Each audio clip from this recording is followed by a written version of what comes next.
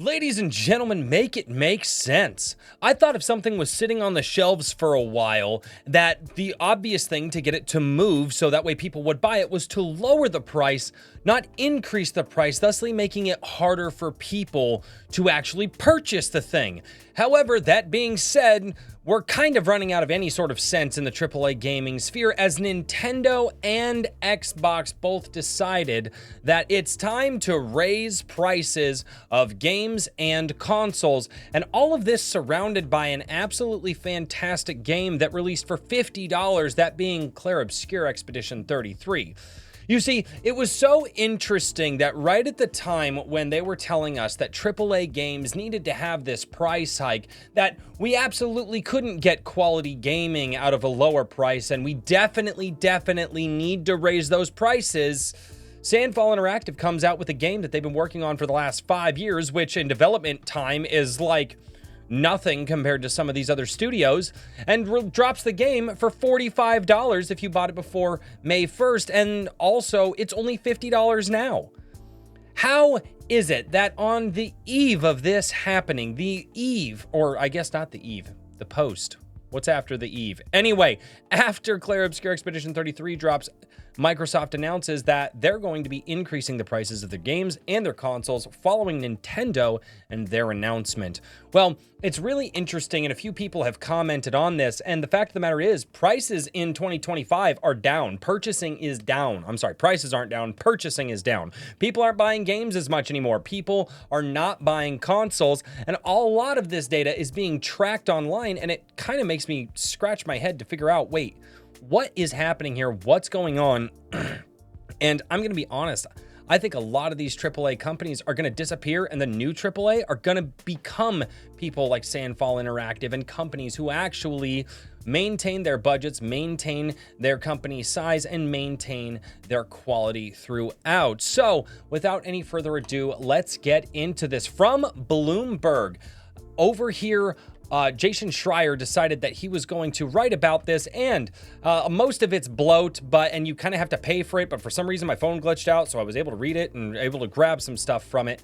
But Microsoft Corp Xbox announced this week it will sell some of its upcoming video games for $80, a hike from the previous standard price of $70, which itself was a hike from $60 just a few years ago. This comes in the wake of Nintendo's announcement last month that the new Mario Kart game for the Switch 2 will be $80. Xbox was vague in its explanation, but there was a lot of potential reasons for this price hike, including President Trump's trade war fears, looming recession, and pressures from Microsoft that have been growing for 2 years now. Xbox also raised the price of its consoles and accessory. Fact 2, the 3 highest reviewed video games of 2025 so far, according to review aggregation website Metacritic, are Clair Obscur Expedition 33, Blueprints, and Split Fiction. Those games cost respectively $50, $30, and $50. How interesting is that? $50, $30, and $50. And yet, they're the highest rated games ever. I thought in order to get quality, we needed to have games be $100. Just a few months ago, we were hearing from a report from Circana that there are people in the industry that are saying that games need to cost $100 because these poor developers, they just can't develop good stuff unless we, the customer, pay tooth and nail for it. It's absolutely astounding, some of these people and what they're thinking. In addition to that, I wonder how they're seething right now. All of these companies that spent hundreds of millions of dollars and they can't even crack the top 5. Even Monster Hunter Wilds, I think, is like 6 or 7. They can crack the top 10, some of them, but most of them with user reviews and scores can't crack the top 5. And yet it seems to be these smaller than average projects, and not even just smaller than average, just small period projects, that are lighting up our world and making us as gamers happy again and enjoy the thing that's in front of us. Over here on Substack from Game Dev Reports, which is a guy, it looks like, who actually aggregated all the information from Circana and the US gaming market in March 2025. And he shares a bunch of the stuff that came out. It says the overall market status. Total video game sales are down 6%. Video game content, physical and digital, DLC and all that, down 4%. Video game hardware, down 25%. Video game accessories are down 11% from last year. That is absolutely insane how quickly things are dropping. Overall, too, the sharpest decline was in console sales, down 25% or $286 million. This is the lowest figure since March of 2019. PlayStation 5 sales fell 26% year over year. Hold on. Didn't they just release the PlayStation 5 Pro and yet sales are down 26%? Do you know what that says? That says that you are not providing value to the people you want to buy your stuff, also known as your customers. It's interesting to see the spending habits when customers go, I'm not getting value out of this. I know me personally, I don't have a PlayStation 5, and if I buy one, I'm sure as hell not gonna go and spend the exorbitant prices that they're asking for on the PlayStation Store or any other outlet. I'm gonna go to eBay and see if I can't find a used one that's in good condition. Why would I spend these exorbitant prices? The PS5 leads in both revenue and units sold. Xbox Series S and X is the second, revenue down of 9%, okay, which is absolutely insane because the Xbox isn't selling compared to the PlayStation 5. I looked up the stats earlier today, I lost the link, can't find it anymore, but I believe it said that Xbox was around 16 million in the Series X sales, and the PlayStation 5 was around 25 million in sales. Xbox hardware is getting its lunch eaten, and it's not even funny. Actually, it's kind of funny because, let's face it, Xbox has completely abandoned the hardware thing. The Nintendo Switch saw a 37% drop compared to last year. That one's kind of explainable. Everybody kind of figured that the Switch 2 is coming out, so people are probably just waiting for that. Not only that, it's like a 10-year-old console. I still can't believe that thing has sold as well as it has through the years. Hell, I have 2 of them here in the house with, all the kids and stuff. Digital-only Xbox Series versions account for 75% of all sales and half of PlayStation 5 sales.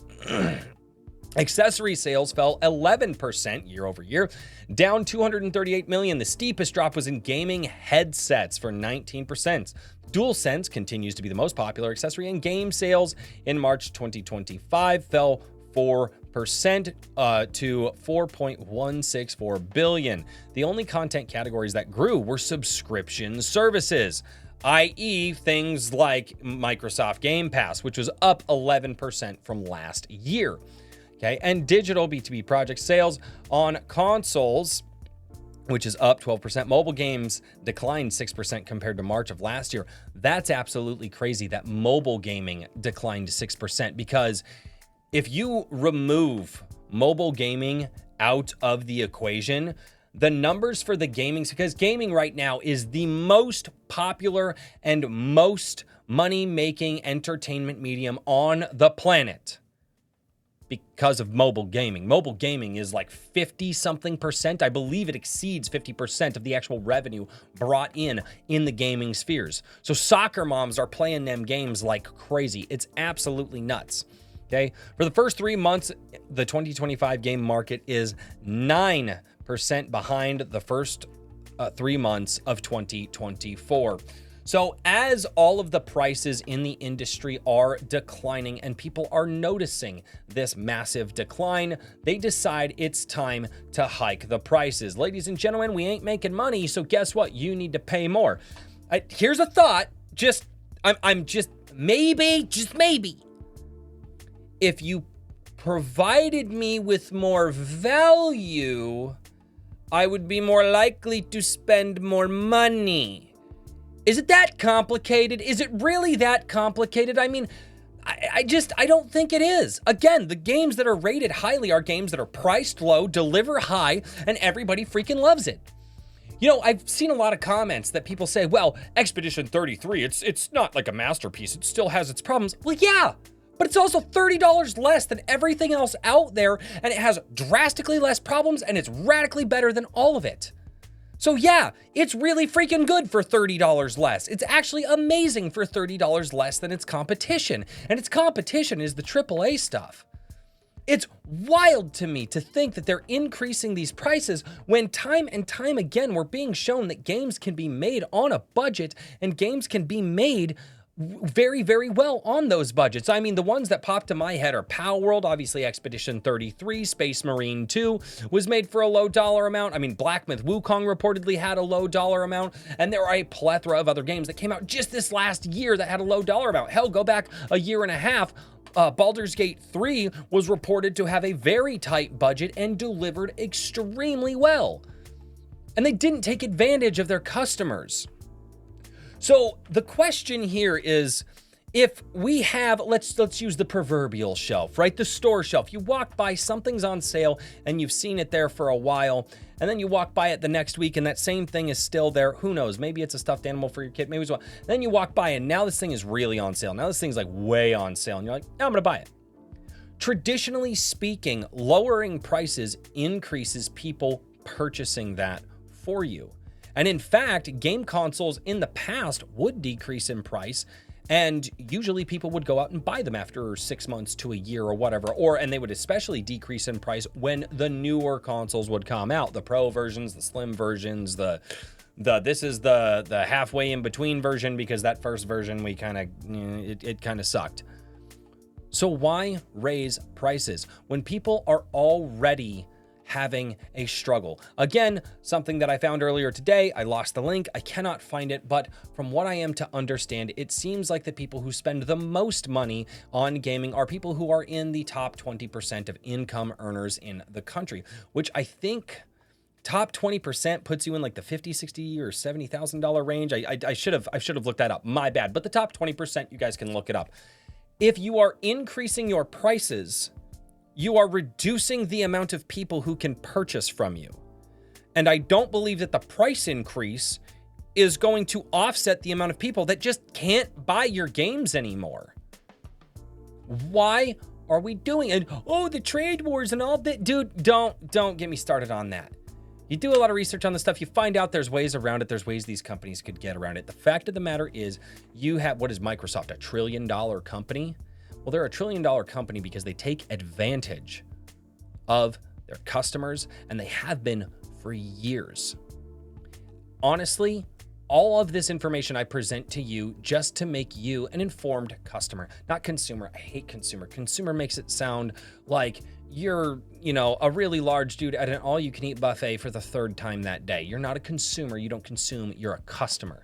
I want everybody to be as informed as we can be, so that way we can look at this stuff objectively and think, wait a minute, why are you increasing prices X amount when you're down in revenue? You've lost 9% of your revenue for Xbox. PlayStation released a new console, down 25%. How do you release a new console and you lose 25% of your console sales? It's because your value isn't there. Your customers are starting to see you are valueless in what you offer. And honestly, I'm kind of glad to see it. I am. I'm very glad to see. I'm so glad to see people speaking with their wallets. I hope next year they're down even more. And I hope that the games that are releasing that give us that value and the companies that actually appreciate us and don't take advantage of us make money. Because for far too long now, a lot of us who enjoy this hobby have been taken advantage of. And if we wanted to do that thing, play that game with our friends or buy that game for our kids, me being a father of 4, it was one of those things where it's like, well, I can't do that. I mean, man, I'm gonna have to really scrimp and save and move some things around just to make sure, and just to make sure that we can even get those games. So to see these companies losing money and then making the stupid decision to raise prices, because that's always offset the amount of people that you're now excluding from your market, makes me happy, because I'm hoping in the future the companies that do cherish us as customers win.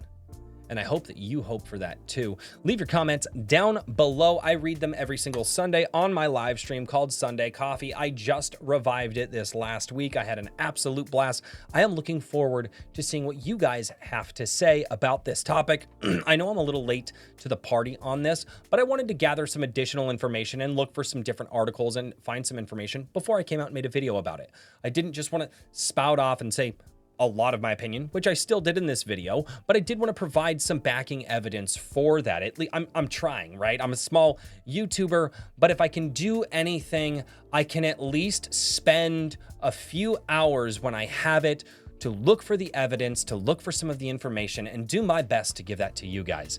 And if you guys appreciate that, man, I would love it if you would subscribe and hang out. And you know what? If you guys don't appreciate that and you're like, hey, I watched this one video, you're not for me, I appreciate you hanging out until the end of this video. And as always, until next time, cheers, everybody.